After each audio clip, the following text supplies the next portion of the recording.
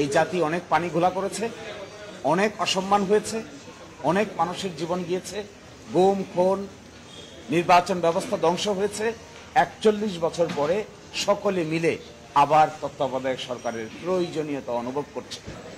রায় বলা হয়েছে যে অতীতের যে রায় দেওয়া হয়েছে এটি টেইন্টেড, বাংলায় বলে কলঙ্কিত, এবং error apparent on the face of the record.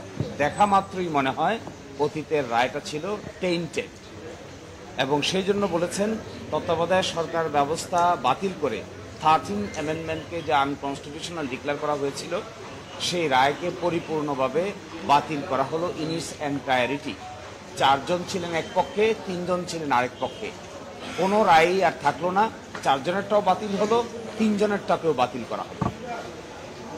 এবং সেখানে বলছেন একইভাবে এই রায় ঘোষণার ভিত্তিতে 13 অ্যামেন্ডমেন্ট বা তত্ত্বাবধায়ক সরকার ব্যবস্থা পুনরুজ্জীবিত হলো। ইংরেজিতে বলেছেন রিভাইভড অ্যান্ড রেস্টোরড। এবং এই রিভাইভ এবং রেস্টোরটা কখন কার্যকর হবে সেটা বলেছেন subject to enforcement of article 58B and 58C। এর অর্থ হলো সংসদ ভাঙিয়ে যাওয়ার 15 দিনের ভিতরে তত্ত্বাবধায়ক সরকার গঠিত হবে। এখন যেহেতু সংসদ নাই, 15 দিন ভাঙিয়ে যাওয়ার 15 দিনের ভিতরে তত্ত্বাবধায়ক সরকার গঠিত হওয়ার কোনো বিধানও আপাতত কার্যকর হবে না। তাহলে কিভাবে হবে সেটা? এই রিভাইভাল এবং এই রেস্টোরেশনের আদেশ কার্যকর হবে মাস্ট অপারেট প্রসপেক্টিভলি, আগামীতে এটি কার্যকর হবে, বর্তমান সময়ে এটি কার্যকর হবে না। অর্থাৎ ত্রয়োদশ জাতীয় নির্বাচন অনুষ্ঠান করার ক্ষেত্রে এই যে তত্ত্বাবধায়ক সরকার রিভাইভ হলো তার কার্যকারিতা থাকবে না, তার কার্যকারিতা থাকবে প্রসপেক্টিভলি, অর্থাৎ চতুর্দশ সংসদ নির্বাচন হবে সেই সময় থেকে। আর এই ব্যাপারে আমাদের কথা হলো 1984 সালে, আজ থেকে 41 বছর আগে, বাংলাদেশ জামায়াত ইসলামীর পক্ষ থেকে নির্দলীয় নিরপেক্ষ তত্ত্বাবধায়ক সরকারের প্রথম প্রস্তাব দেওয়া হয়েছিল। এই জাতি অনেক পানি ঘোলা করেছে, অনেক অসম্মান হয়েছে, অনেক মানুষের জীবন গিয়েছে, গুম খুন, নির্বাচন ব্যবস্থা ধ্বংস হয়েছে। ৪১ বছর পরে সকলে মিলে আবার তত্ত্বাবধায়ক সরকারের প্রয়োজনীয়তা অনুভব করছে। আমরা তখনই বলেছিলাম যে this is an inseparable twin, inextricably linked, intertwine. আমরা বলেছিলাম ডেমোক্রেসি, ফ্রি ফেয়ার নির্বাচন এবং তত্ত্বাবধায়ক সরকার ব্যবস্থা এগুলো হলো ইনসেপারেবল টুইন, একটা থেকে আরেকটাকে আলাদা করা যাবে না। একটা পিলার ছাড়া যেরকম ঘর দাঁড়িয়ে থাকা যায় না, কেয়ারটেকার গভর্নমেন্ট হলো এরকম একটা পিলার।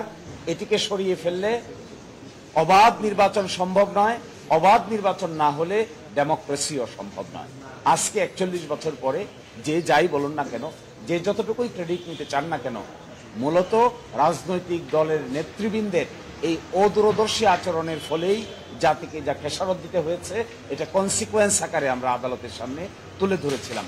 আমরা মনে করি নির্বাচনের ক্ষেত্রে জয় এবং পরাজয় মেনে নেওয়ার মেন্টালিটি অর্জন করতে হবে।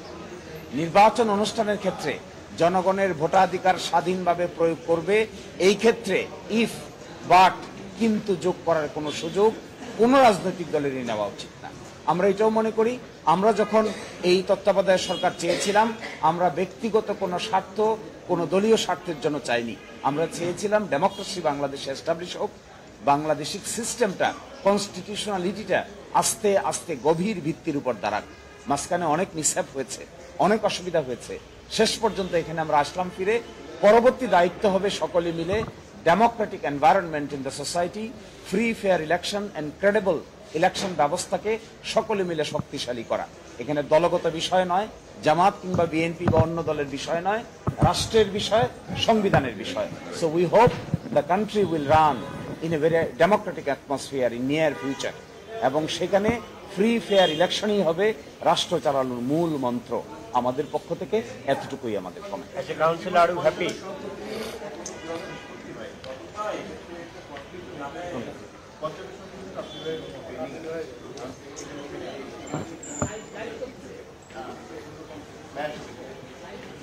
ওই একটা তো আছেই, কারণ পঞ্চদশ সংশোধনীতে তত্ত্বাবধায়ক সরকার ব্যবস্থা বাতিল করে অ্যামেন্ডমেন্ট আনা হয়।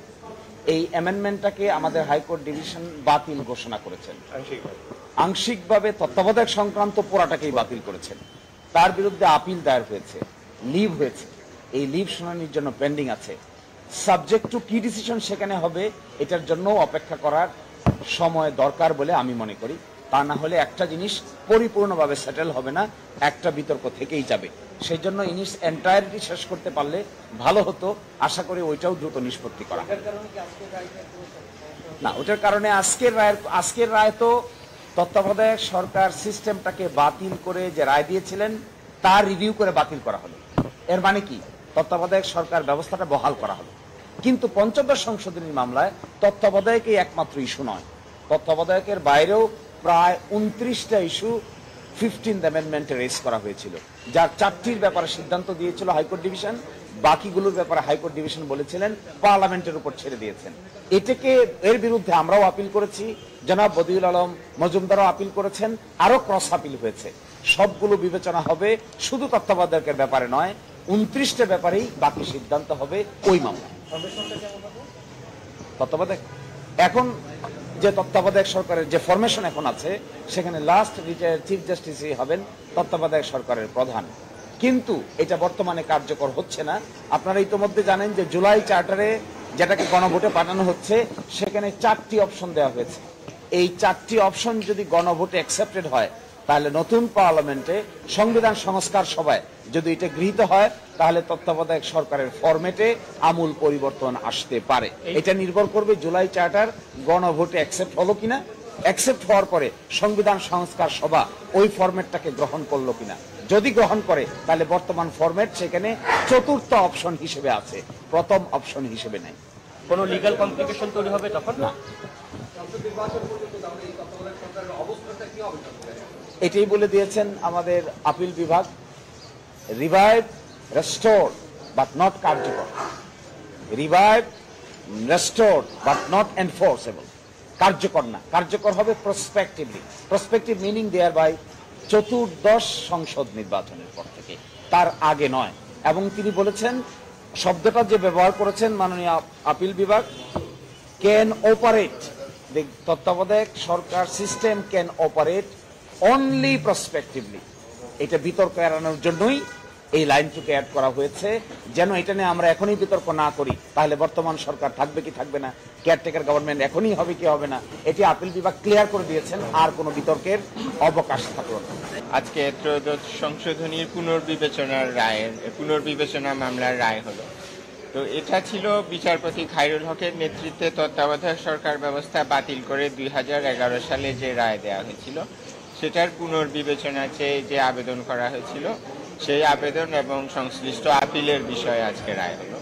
তো আজকে রায়ে আদালত স্পষ্টভাবে বললেন যে বিচারপতি খায়রুল হকের নেতৃত্বে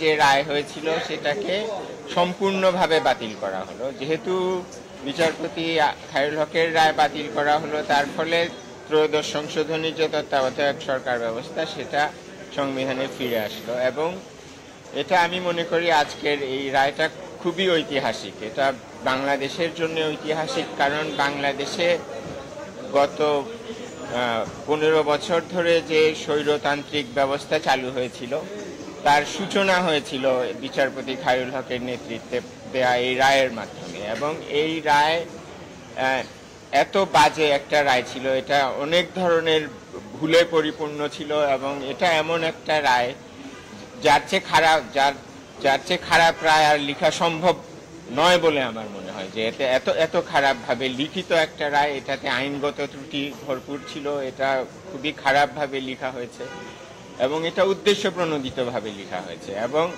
এই রায়ের ফলে আমি যেমনটা বলছিলাম যে বাংলাদেশে একটা স্বৈরতান্ত্রিক ব্যবস্থার সূচনা এই রায়ের মাধ্যমে হয়েছে। এবং এই রায়ের আরেকটা যেটা উল্লেখযোগ্য খারাপ দিক সেটা হলো এই রায়ের মাধ্যমে কিন্তু বিচার বিভাগের স্বাধীনতাকেও ধ্বংস করা হয়েছে। একটা স্বৈরতান্ত্রিক ব্যবস্থা প্রতিষ্ঠা করে বিচার বিভাগের উপর কর্তৃত্ব স্থাপন করে বিচার বিভাগের স্বাধীনতাও এই রায়ের মাধ্যমে নষ্ট করা হয়েছে। তবে যেটা উল্লেখযোগ্য সেটা হলো বিচারপতি খায়রুল হক কিন্তু বাংলাদেশে গণতন্ত্রের কথা বলে, বিচার বিভাগের স্বাধীনতার কথা বলে এই রায় দিয়েছিলেন।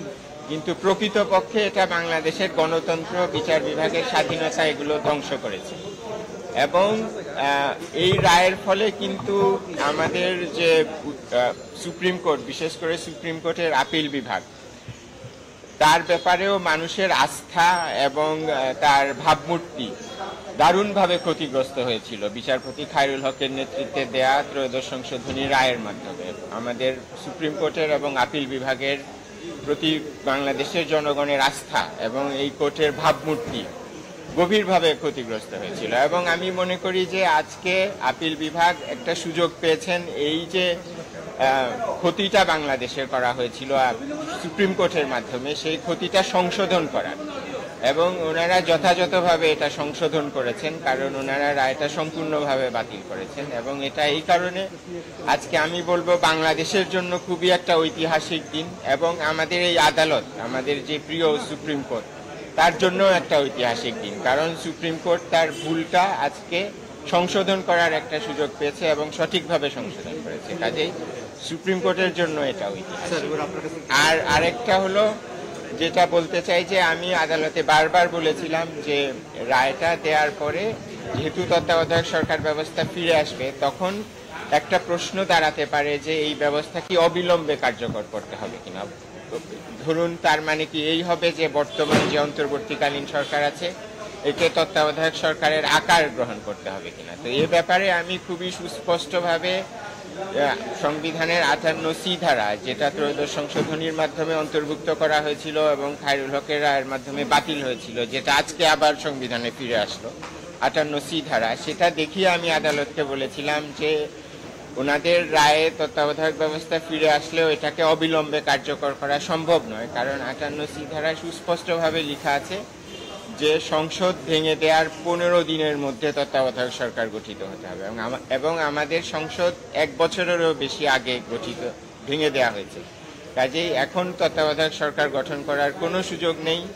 এখন বর্তমান অন্তর্বর্তীকালীন সরকার একটা নির্বাচন করবেন, তারপরে সংসদ গঠিত হবে। সেই সংসদের মেয়াদ যখন শেষ হবে তখনই কেবলমাত্র ত্রয়োদশ সংশোধনীর আলোকে একটা তত্ত্বাবধায়ক সরকার ব্যবস্থা গঠনের প্রশ্ন আসবে। এবং আমরা খুশি যে আজকের রায়ে আদালত আমরা যেই 58C ধারা নজরে এনেছিলাম সেটার উল্লেখ করে বলেছেন যে এই রায় প্রসপেক্টিভলি, অর্থাৎ ভবিষ্যৎ থেকে কার্যকর।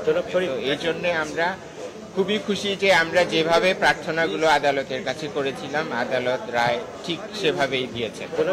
আমরা আনন্দিত যে আমাদের দীর্ঘ সংগ্রামের পর যে আমাদের আদালত আমাদের রিভিউ পিটিশনটা গ্রহণ করেছে এবং তত্ত্বাবধায়ক সরকার ব্যবস্থাটা ফিরিয়ে এনেছে।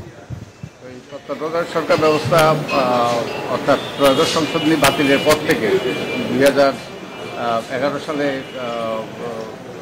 বিচারপতি খায়রুল হকের নেতৃত্বে যেই আদালত, সেটা বাতিলের পর থেকে আমি এবারে সোচ্চার ছিলাম। আমি বহু লেখালেখি করেছি, একটা বইও লিখেছি। আপনারা জানেন যে এটা একটা যে অসাংবিধানিক রায় ছিল, এটা ত্রুটিপূর্ণ রায় ছিল, এবং এর পরবর্তী যে পঞ্চদশ সংশোধনী পাশ করা হয়েছে সেটার ব্যাপারে আমি প্রথম বলেছিলাম যে ওটা ওই যে both legislativity and legality was questionable, 2013 সালে বলেছিলাম।